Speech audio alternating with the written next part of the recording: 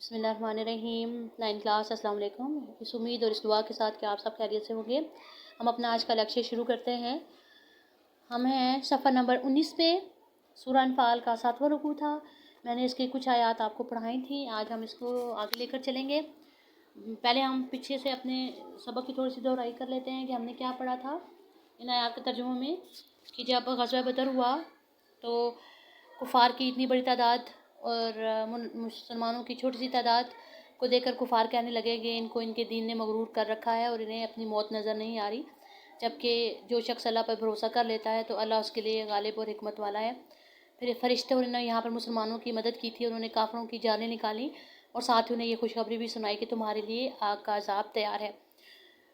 پھر یہاں پہ ذکر ہوا فرعون کا اور آل فرعون کا، جن کو نام و نشان اللہ تعالیٰ نے دنیا سے مٹا دیا، اور اس کی وجہ صرف کیا تھی کہ انہوں نے اللہ کی آیات سے انکار کیا تھا، تو جس کے گناہوں میں کی سزا کے طور پر اللہ تعالیٰ نے انہیں پکڑ لیا اور ان کا نام و نشان مٹا دیا۔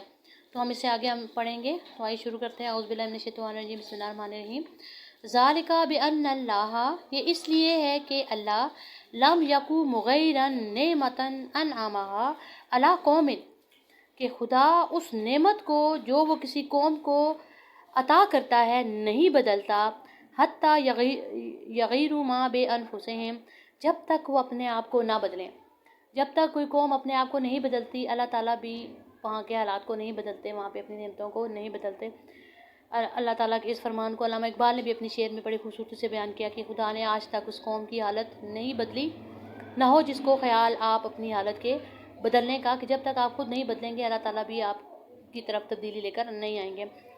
تو جو فرعون کا اور آل فرعون کا حال ہوا وہ اس لیے تھا کہ اللہ تعالیٰ نے ان کو نعمتیں دیں، لیکن انہوں نے اپنے آپ کو بدلا نہیں، وہ ناشکری پر ہی رہے، اللہ تعالیٰ کی نافرمانی پر ہی رہے، تو جس کی وجہ سے پھر ان پہ زوال آیا اور ان کا نام و نشان دنیا سے مٹ گیا۔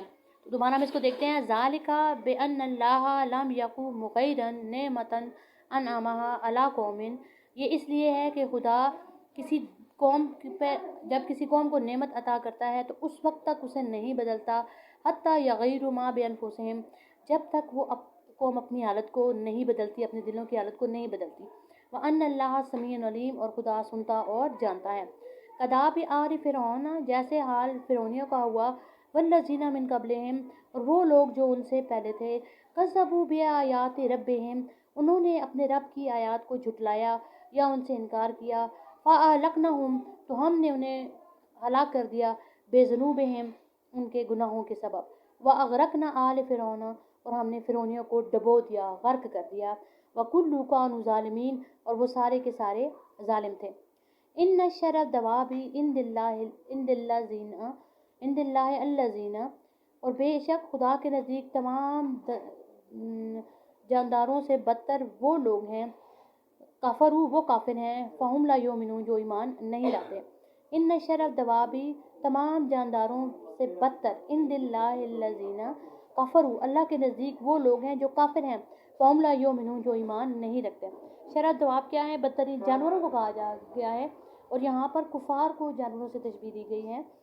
جانوروں کو بھی اگر سدایا جائے، ان کی تربیت کی جائے، انہیں بھی بات بار بار سکھائی جائے تو وہ اس کو سیکھ لیتے ہیں اور پھر اس کے مطابق اپنا ایکشن جو ہے وہ شو کرتے ہیں، اس کے مطابق ریئیکٹ کرتے ہیں۔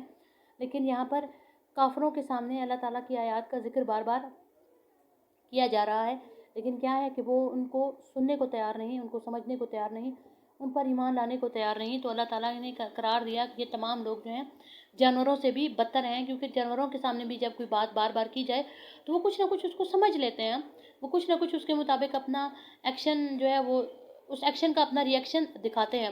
لیکن کفار، منافقین ایسے لوگ ہیں کہ جن کے سامنے بار بار نیکی کی اور بھلائی کی باتیں کی جاتی ہیں، لیکن وہ اس کو قبول نہیں کرتے، اس کو سنتے نہیں، اس پہ عمل نہیں کرتے، تو یہ ان جانوروں سے بھی گئے گزرے ہیں۔ تو 9 کلاس آج کا رکوع ہم نے پڑھ لیا، تقریباً ہماری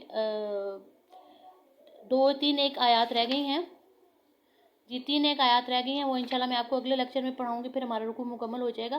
ابھی آج جو میں نے آپ کو پڑھایا ہے آیات کو، آپ نے ان کو دوبارہ ایک دفعہ پڑھنا ہے اور ساتھ ساتھ ان کے ترجموں کو بھی یاد کرنا ہے، جیسے کہ میں نے آپ کو کلاس میں بھی یہ بات بتائی تھی کہ پیپر میں سب سے زیادہ مارکس ہی آپ کے ترجموں کے ہیں، یعنی 9 مارکس ہیں آپ کے، تو ان کو تو کسی طریقے سے بھی کسی طرح سے بھی جھٹلایا نہیں جا سکتا، ان کی اہمیت سے انکار نہیں کیا جا سکتا۔ اور ترجمہ یاد کرنا کوئی مشکل کام نہیں ہے، صرف اس کے لیے آپ اپنی ایک ہیبٹ بنا لیں، جتنا روز پڑھاؤں تو روز کا روز اس کو تھوڑا تھوڑا کر کے بھی 2 آیات کے ترجمے بھی کریں گے تو انشاءاللہ ہو جائے گا. نہیں کریں گے تو پھر پورا رکوع یاد کرنا جو ہے وہ زیادہ مشکل ہوتا ہے. تو امید ہے کہ آپ اسے ساتھ ساتھ یاد کریں گے. ٹھیک ہے جی، تو اپنا خیال رکھیے. اللہ حافظ.